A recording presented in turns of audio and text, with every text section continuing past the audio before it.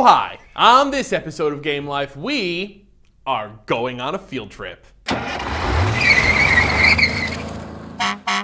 Hey, pop quiz hotshot, what is the biggest money-making video game so far in 2012? Is it Call of Duty? No. Is it Madden? Not even close.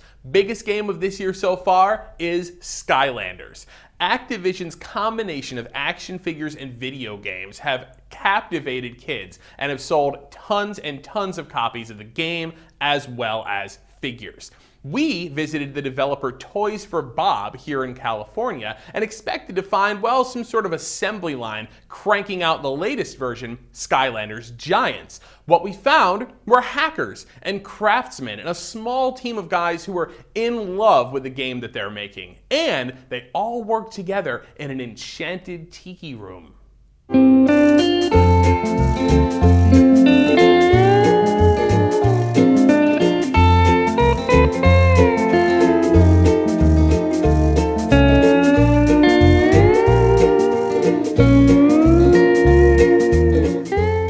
I designed the characters for Skylanders, but I'm really just a tinker. Initially, we had a lot of different concept artists and a lot of artists in general just wanted to define and design Skylanders, because in the beginning of the project, no one knew what it looked like. And so we had a lot of people going in different directions, and for whatever reason, Paul and I just kind of melted together and we just started, making the whole world. So to design a new Skylander, it always comes from the toy first. I always put myself in the position of a kid, looking at the toy shelves and going, oh, I really want that, and that's always first, regardless of the game.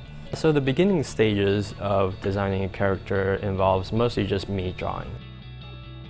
For the most part, it comes from just doodling.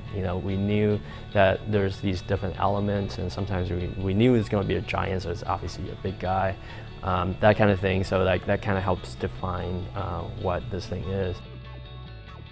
But I explore a lot of different things. It's many iterations of drawings until we finally get tied down to okay, color, and then the very little details. So it's mostly just tons of doodles.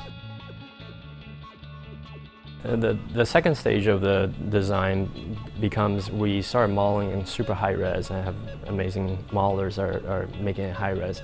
At the same time, we start down-resing it for the game, something that could be run in the game, and the animators start rigging it up so we can pose the characters for the toy. So once we have a super high-res model that's rigged, then we can pose it in different ways. I sit there and pose it and trying to figure out it has to fit in the package, so we have a physical constraint. And we have to be able to fit multiple giant characters, especially on the portal at the same time. So they have some pose constraints, but for the most part, we try out a bunch of different things, 3 or 4 different poses. We get it 3D printed out in color, and then at that point, we can hold it in our hand and go, okay, that one, that's the cool toy, So no matter how high res it is in 3D on the computer, it's a different experience when you're actually holding it in your hand.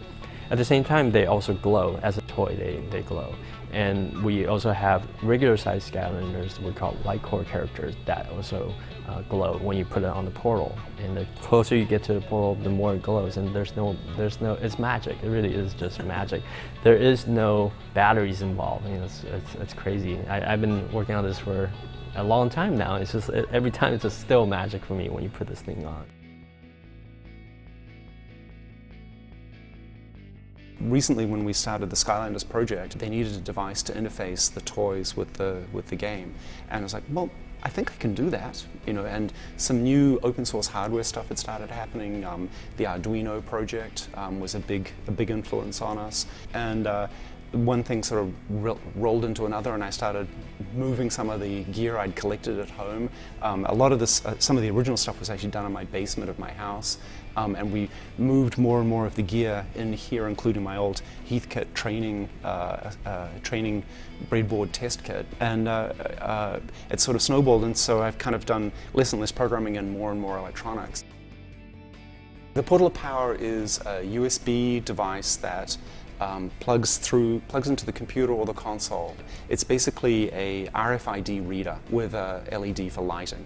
we use the RFID tags in the base of the toys, and we read and write to those tags so we can store information about the toy's progression, how much experience it's earned, how much money the toy has earned, are all stored on the toy. And we also store like the name of the toy on the toy, which seems like an amazing thing to do, so that when you take your toy to your friend's place, it also reads there the same way.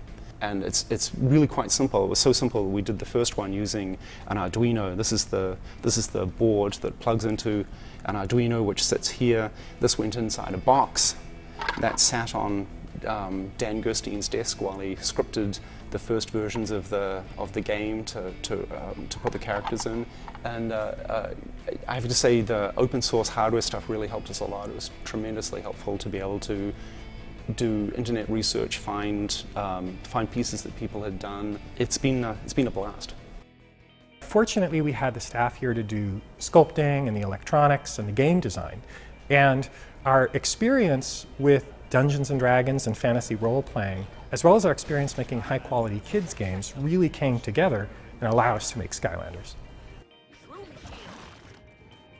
One of the things that we've heard from parents, particularly gamer parents, is that this is a game they actually want their kids to play because it's the kind of game that they like to play, right? You know, so if you really love Diablo or Skyrim or any other great fantasy adventure game, you love to see your kid playing an age-appropriate fantasy adventure game.